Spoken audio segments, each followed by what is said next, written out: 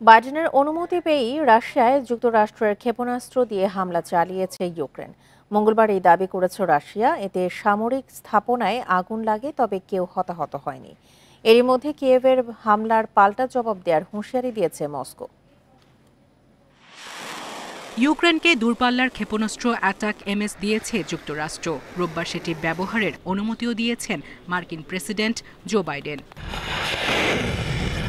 এর একদিন পরই রাশিয়ার ব্রায়ান্স্ক অঞ্চলে অ্যাটাক এমএস ক্ষেপণাস্ত্র হামলা চালালো ইউক্রেন। মস্কোর দাবি, কিয়েভের লক্ষ্য ছিল অস্ত্রের গুদাম। ৬টি ক্ষেপণাস্ত্রের মধ্যে ৫টি ভূপাতিত ও একটি ধ্বংস হয়েছে। তবে ওই ধ্বংসাবশেষ থেকে সামরিক স্থাপনায় আগুন ধরে যায়।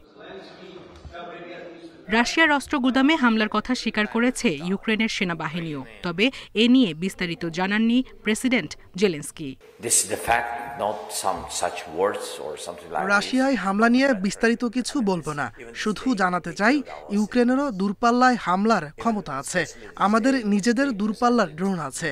শুধু জাহাজ বিধ্বংসী ক্ষেপণাস্ত্রই নয়, আমাদের কাছে এখন যুক্তরাষ্ট্রের অ্যাটাক এমএস ব্যবস্থাও আছে এবং আমরা সব ব্যবহার করব।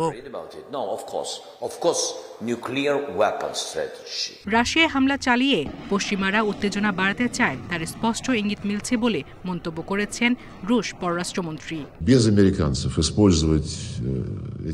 ব্রায়ান্স্ক অঞ্চলে অ্যাটাক এমএস বারবার ব্যবহার করা হয়েছে, আর এতে স্পষ্ট বোঝা যাচ্ছে পশ্চিমারা সংঘাত বাড়াতে চায়। আর উচ্চ প্রযুক্তির এই ক্ষেপণাস্ত্রগুলো কেবল আমেরিকানরাই ব্যবহার করতে পারে।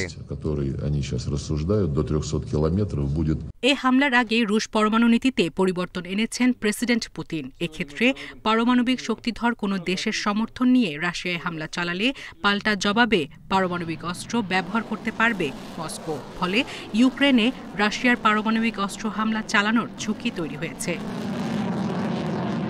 সায়রা খান, ইন্ডিপেন্ডেন্ট নিউজ।